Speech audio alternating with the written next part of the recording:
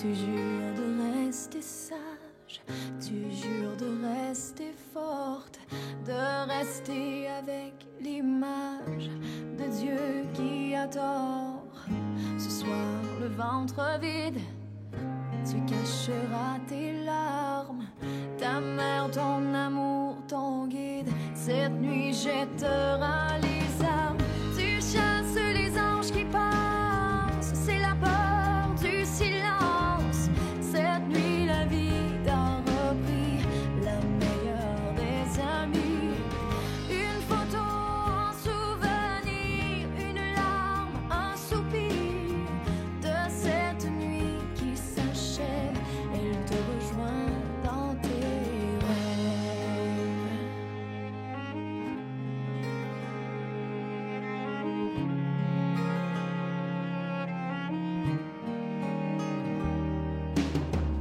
Elle dit qu'il est trop tard, elle ne parle qu'au passé.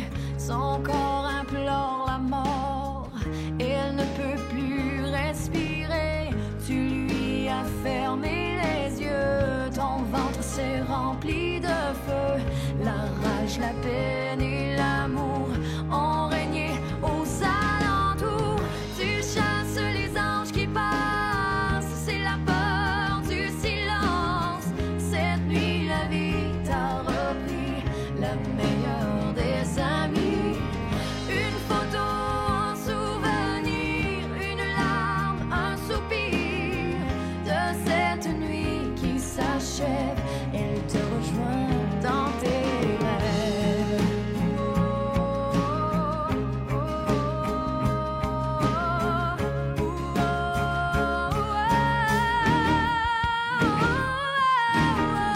Tu chasses les anges qui passent, c'est la peur du silence.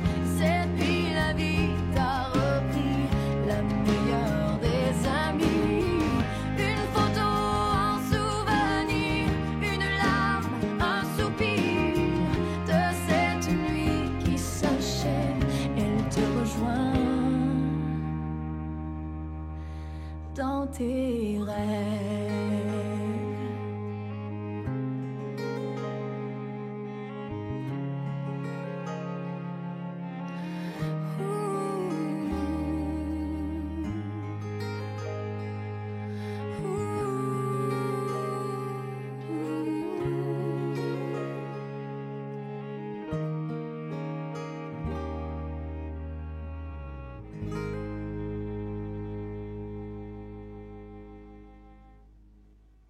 Alors bonjour, je me présente, mon nom est Derek Tremblay.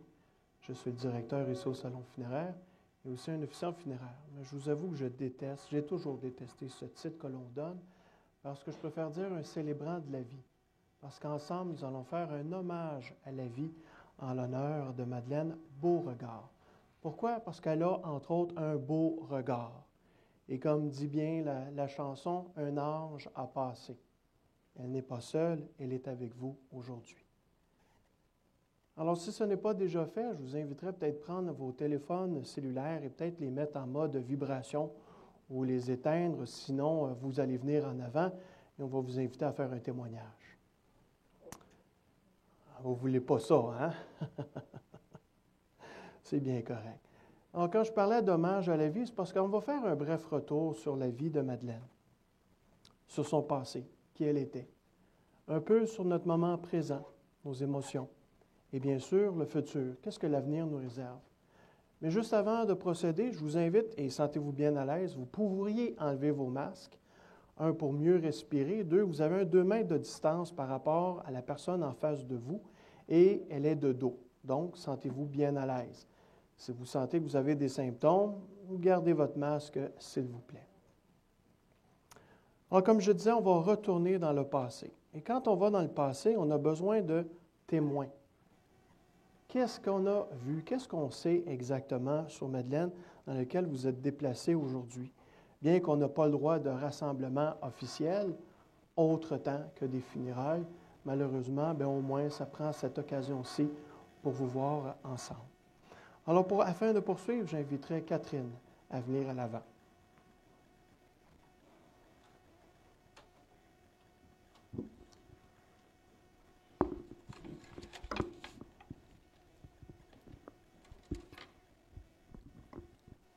Alors, nous sommes réunis aujourd'hui pour rendre un dernier hommage à notre mère.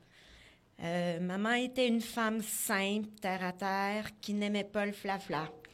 C'était une femme forte, comme il s'en fait peu de nos jours. Maman s'est occupée de l'éducation de ses 7 enfants, du ménage, des finances, de l'aménagement de la cour, et ce, tant au chalet qu'à la maison. On se souvient tous de la voir à côté à la table de cuisine, une main sur le front, les petits papiers remplis de calculs, elle calculait sans cesse pour s'assurer qu'on manque de rien avec le peu d'argent qui rentrait à la maison. Des petits papiers.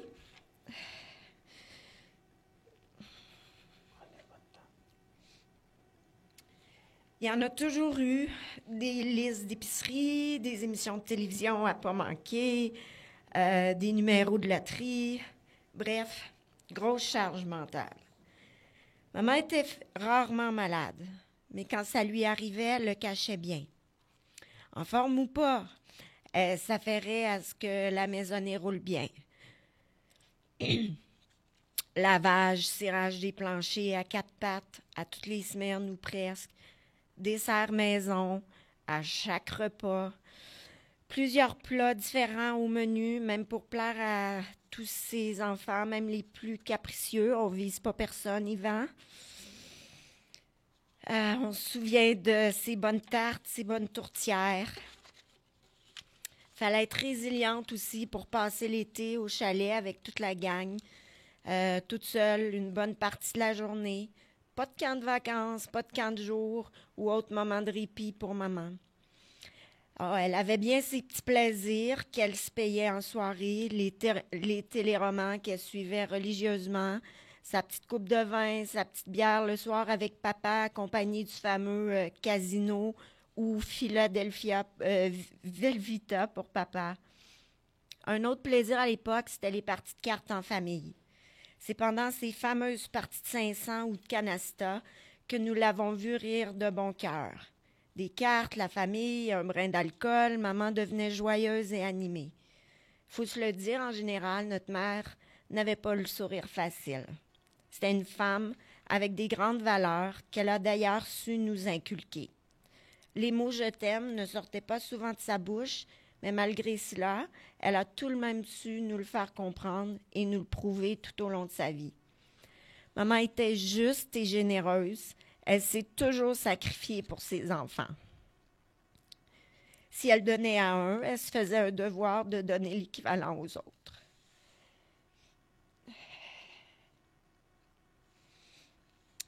Maman était de ces personnes qui disent ce qu'elles pensent. Elle était franche et directe.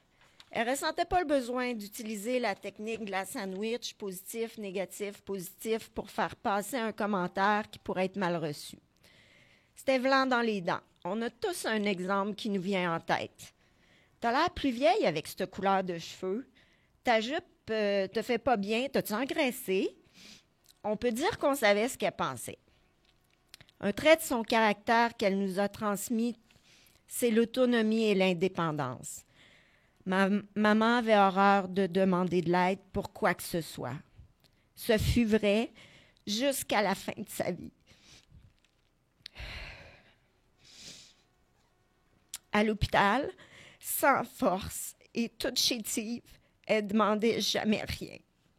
Elle était forte, Madame Beauregard, disaient les infirmières.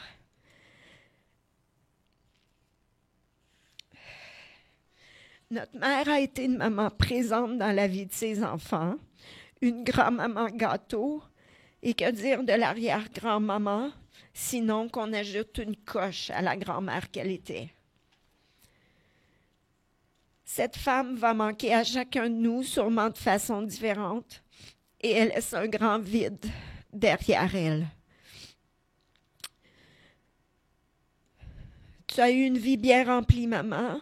Les dernières années t'ont un peu malmenée. Tu mérites bien ton repos. Maman étant ce qu'elle est, elle n'aurait pas aimé un hommage qui s'éternise et qui ne fait que dire d'elle comment elle était formidable. Nous terminerons donc en disant qu'on changer. Au revoir, maman. On t'aime.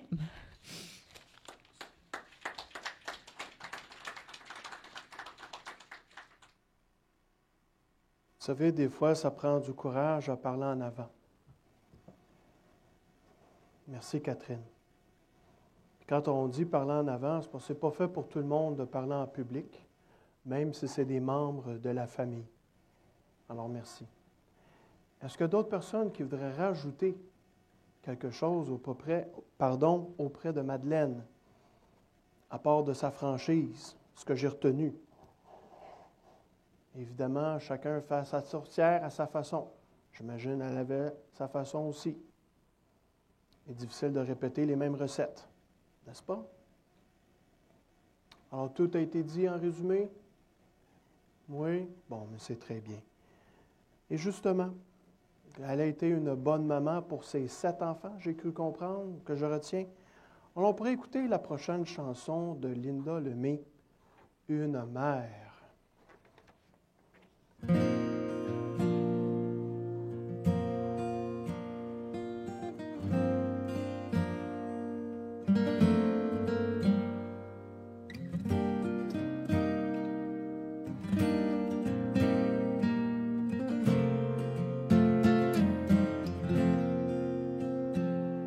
Une mère, ça travaille à temps plein, ça dort un œil ouvert, ça te garde comme un chien, ça court au moindre petit bruit, ça se lève au petit jour, ça fait des petites nuits, c'est vrai, ça crève de fatigue, ça danse à tout jamais. Une éternelle gigue, ça reste auprès de sa couvée, au prix de sa jeunesse, au prix de sa beauté. Une mère, ça fait ce que ça peut, ça ne peut pas tout faire, mais ça fait de son mieux.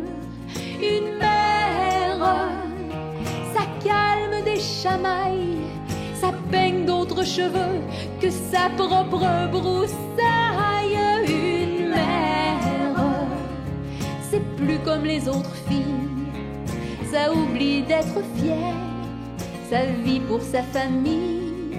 Une mère, ça se confine au bercail, c'est pris comme un noyau dans le fruit de ses entrailles.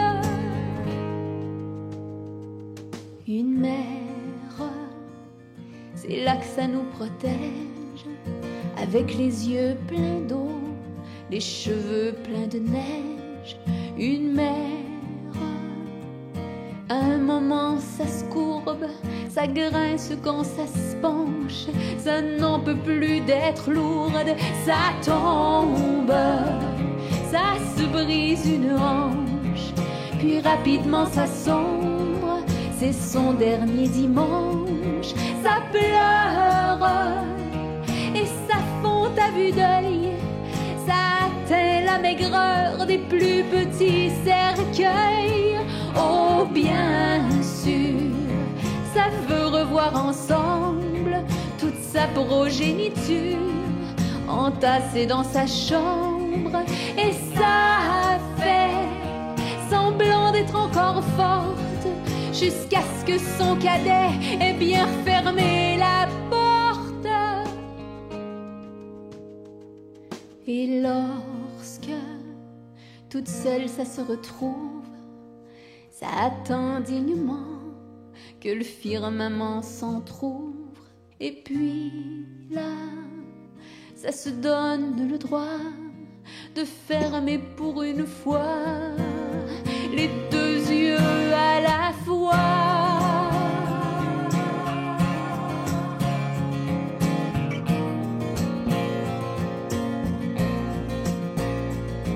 Une mère, ça devrait pas partir, mais on n'y peut rien faire, mais on n'y peut rien dire.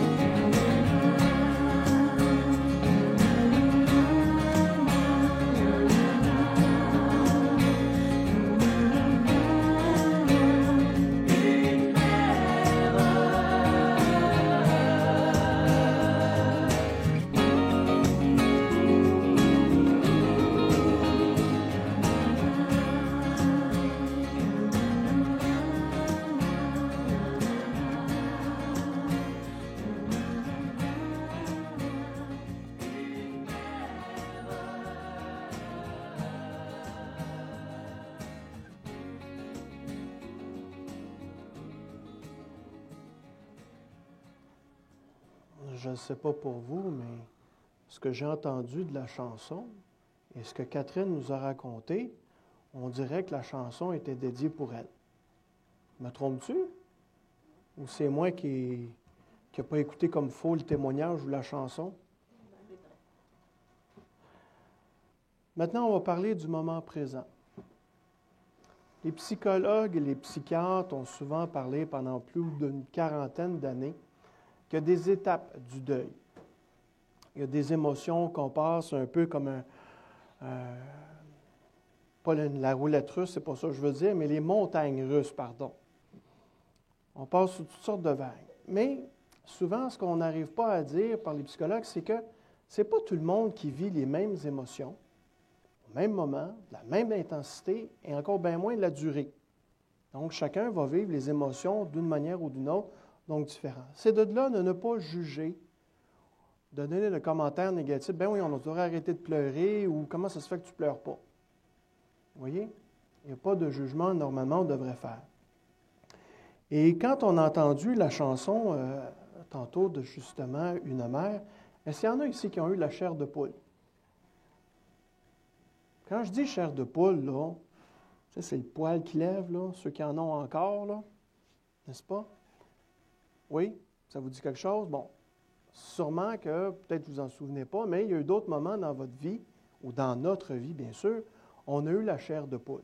C'est comme si ça vient nous rejoindre nos tripes, notre corps au complet, et notre corps parle. Mais, là, comme il s'agit d'un décès, c'est la mort, bien, ça vient affecter notre corps aussi. La tristesse, qu'est-ce qui arrive? On pleure. La colère, on vient notre corps tout crispé. On peut être sous le choc ou le déni. On fait comme un saut. C'est vraiment un sursaut. Ou d'autres, des fois, c'est un genre visage de déception parce qu'il y a des choses qu'on aurait voulu lui dire avant qu'elle parte. Ou encore, des choses qu'on regrette de lui avoir dites avant qu'elle parte, qu'on aurait donc voulu prendre un moment pour lui dire. Mais il y a une émotion qu'on ne parle rarement. Et c'est là qu'une famille m'en a parlé, là, après une centaine d'hommages à la vie que j'ai fait. Il y a une famille qui m'a dit, « Derek, il te manque une émotion. » Je dis, « Laquelle? » Il dit, « La peur. » Et là, ça m'a frappé comme un bat de baseball en plein visage. Tout à fait vrai. Parce que là, on discutait, et la peur de quoi? La peur de mourir seul. Et durant la période de COVID, vous l'avez vu, vous l'avez entendu ou lu dans les journaux, peu importe, combien de personnes qui sont décédées seules? Personne autour, membre de la famille. C'est quelque chose, pensez-y, là. Vous, là, vous êtes à la maison, là, et vous pensez mourir seul. Est-ce que vous aimeriez ça? Aimeriez-vous ça d'avoir quelqu'un à côté? Est-ce que ça ferait du bien? Il y a aussi une autre peur. Et ça, j'en ai jamais parlé dans les hommages, encore bien moins. L'autre côté. Y a-t-il quelque chose de l'autre côté? Et c'est de là que je parle un hommage à lui, je ne parle pas de religion. Pourquoi? Parce qu'il y a tellement eu de... Ce n'est pas un reproche aux religions, ce n'est pas ça du tout. Mais quand je parle aux religions, je parle du temps des Égyptiens. Ça remonte à loin, là. Les Incas, les Mayas, les Hindous, les Aztèques, les Maztèques, nommez-les toutes, là. Tout le monde, à travers des millénaires, ont un début, une histoire, puis une fin. Mais la vraie question, y a-t-il quelque chose qui se passe entre-temps? Fait que de là, la peur, l'incertitude de qu'est-ce qu'il pourrait y avoir. Fait que tout ce que je viens de mentionner, ce n'est pas agréable, n'est-ce pas? Si vous me dites que oui, il faut falloir se parler dans le bureau et ça presse. Mais quand on parle de la mort, grosso modo, ça fait mal. Parce que c'est un moment de malheur. C'est l'heure au mal. Et là, durant la prochaine chanson d'Isabelle Boulay, « Perce les nuages », réfléchissez quelle émotion qui vous envahit. Et dans notre troisième partie, on va essayer de trouver la lumière au bout du tunnel. Parce que ce n'est pas une thérapie de groupe que je veux faire, parce qu'il va y en avoir d'autres mauvaises nouvelles, il va y en avoir d'autres décès. Moi, je profite de cette occasion-là, justement, pour mieux nous préparer.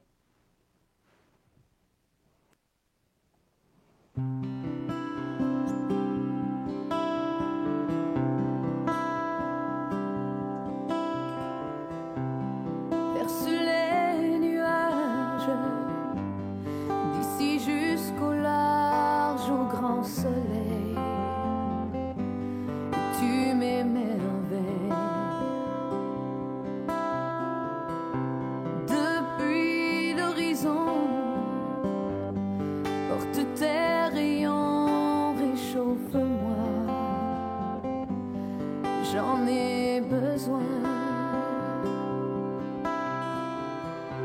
Toi, le vent de la mer, va dire à ma mère combien je l'aime et comme elle est belle. Va vers l'horizon, porte ma chanson, chante-la lui à son oreille. Et elle se repose aujourd'hui où elle vécut avec lui la plus grande partie de sa vie. Mais seule elle est retournée au village où je suis née, là où mon père est enterré.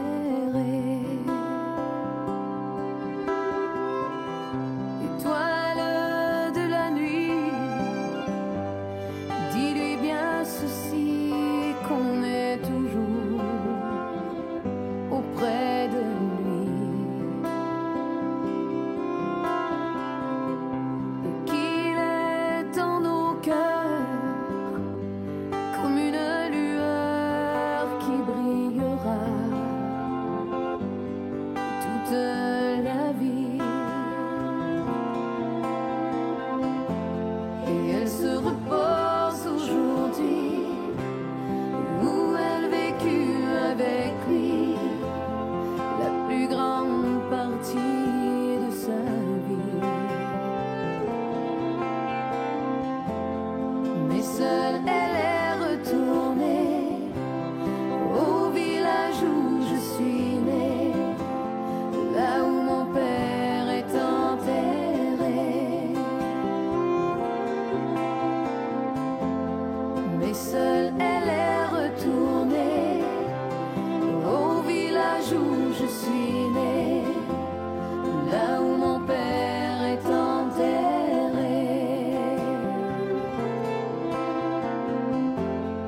Là où mon père est enterré. Là où mon père est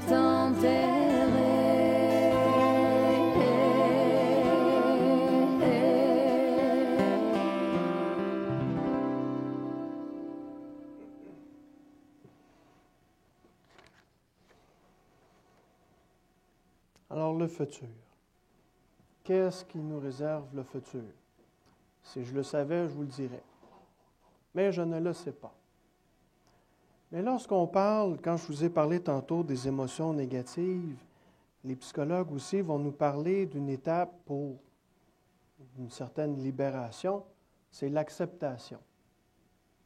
L'acceptation ne doit pas dire nécessairement « c'est fait, c'est fini, c'est passé, on passe à autre chose ». Non. L'acceptation, c'est dire tout simplement « excusez, on va changer de micro ».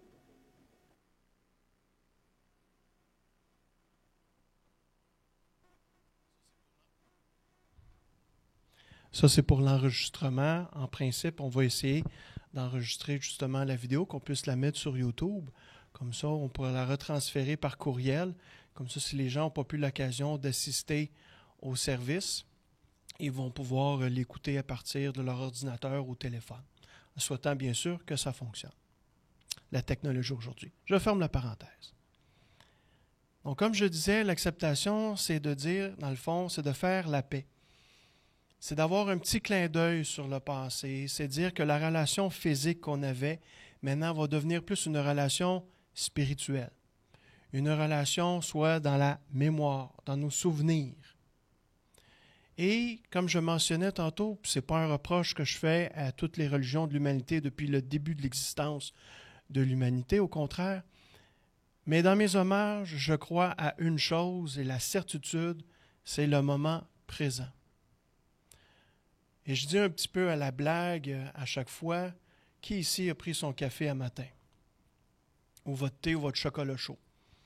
Une personne, je vois réagir. 2, 3. Bon, OK, tout le monde pas mal. Imaginez maintenant que vous n'avez plus de café. Qu'est-ce qui va arriver après 2-3 jours? Hein? Il y a quelque chose qui va se passer. On va peut-être s'éloigner. Hein? Autrement dit, ce que j'essaie de dire par un exemple qui est le café, parce que surtout en hiver, vous savez, l'eau est chaude, le café est chaud, l'odeur, le goût. Puis quand je dis le goût, c'est qu'il faut du sucre, de la crème, du lait, peu importe. Ou café cognac, tout dépendamment qui c'est qui prend déjà l'alcool ou du Baileys le matin, mais peu importe. L'idée, c'est que ce café-là pourrait très bien être votre dernier. Et je pense que depuis cette année, depuis 1 an du moins, avec la COVID, un décès peut arriver n'importe quand, n'importe qui, n'importe quel moment.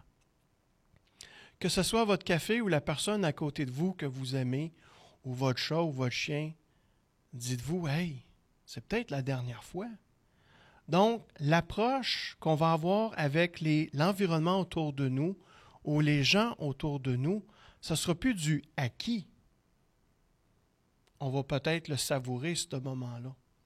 Donc, le moment présent, il est très important. Et c'est ce que je vous suggère, de savourer ce moment présent avec les gens que l'on aime particulièrement et le temps qu'on peut y mettre. Parce que notre corps, comme je l'ai dit tantôt, quand il y a du négatif dans notre vie, ça fait mal et ça, j'ai peut-être pas le bon mot, mais ça draine de l'énergie. C'est pas l'énergie positive, là. C'est du négatif. Donc, notre corps devient plus fatigué, il a besoin de repos. Un peu comme un petit chat, un chaton. Vous avez tous tenu un chaton dans votre vie au moins une fois, je ne peux pas croire, là. Peut-être pas récemment, là. Mais vous vous souvenez sûrement quand vous tenez votre chaton dans vos bras et qu'il ronronne, ça veut dire quoi, ça, le chat qui ronronne? Il est heureux, il est bien, il est en confiance. C'est ce qu'on a de besoin. Parce qu'avec le temps, quand on parle d'acceptation en lien avec le deuil, bien, c'est de retrouver une certaine paix intérieure, et j'appelle ça la technique du chat. De savourer justement ce moment-là, loin des distractions, en silence, parce que quand il y a trop de bruit, le chat va-tu ronronner? Non, ça va l'énerver. Donc, c'est de trouver une certaine façon pour soi, de prendre soin de soi, et d'avoir des points de repère. On va peut-être me trouver fatigant, mais je ne me lâcherai pas de le dire. La crise de verglas en 88, là, soit que vous êtes endormi, c'est ça que je vais entendre. Je fais exprès. Parce que quand justement une crise de verglas, une panne d'électricité arrive, quelle est la première chose que vous faites? Sont où les chandelles? Ensuite, sont où les allumettes? Ou le briquet. C'est sûr, aujourd'hui, on a nos téléphones cellulaires avec une lampe de poche, mais on a besoin de repères. Il arrive quelque chose, on a besoin tout de suite d'intervenir, d'agir, si on ne veut pas rester dans la noirceur. Et ce que je vous souhaite particulièrement, nous souhaite, quand il y a des moments ténébreux, de rallumer ce que j'appelle la vive flamme d'amour. Et cette vive flamme d'amour, quel plus beau nom que Madeleine Beauregard. Pour justement avoir un beau regard sur notre avenir à nous. Et qui de mieux que elle de nous aider, n'est-ce pas? Et dans ce temps-là, je dis, on n'a rien à perdre à essayer. Rendu là, rien à perdre. Et c'est de là le moment présent qu'il est important. Parce que quand on écoute un témoignage sur la vie de quelqu'un qui est décédé, honnêtement, ça serait préférable qu'elle l'entende de son vivant. N'est-ce pas? Quand ça va être vos anniversaires, là, au lieu de faire des commentaires négatifs, puis vous avez un rassemblement, pourquoi ne pas faire justement dire au moins une qualité, quelque chose de positif de votre vivant? Ça, on souhaite une carte de Noël, là, un bon Noël ou une carte de fête, ci, ça, mais pourquoi qu'il y a justement sur une carte de fête un rassemblement de monde qui écrivent justement toutes les qualités? Et quand ça va mal, de relire cette carte-là pour justement nous redonner un petit boost d'énergie positif. Parce que je suis sûr qu'elle aurait aimé entendre ce que vous avez dit, physiquement parlant, on s'entend, là. Donc, c'est un peu la même chose. De pendant que nous sommes vivants, de profiter de cette vie aussi simple soit-elle. C'est ça un hommage à la vie. C'est de faire un retour sur la personne qui était, mais qui va rester dans nos vies, de comprendre les émotions un peu casse-tête, parce qu'on ne sait pas où aller, comment comprendre ce qui se passe. C'est ça le jeu des émotions. Et l'avenir. De repenser toujours qu'il peut y avoir une vive flamme d'amour et d'avoir un point de repère qui est bien sûr Madeleine Beauregard. C'est ça l'essentiel. Le carburant spirituel qu'on a besoin aujourd'hui, c'est surtout de s'entraider les uns les autres plus que jamais. Merci de votre attention et je tiens à vous présenter encore une fois mes plus sincères condoléances. Je laisse maintenant M. Lecieur la suite des choses.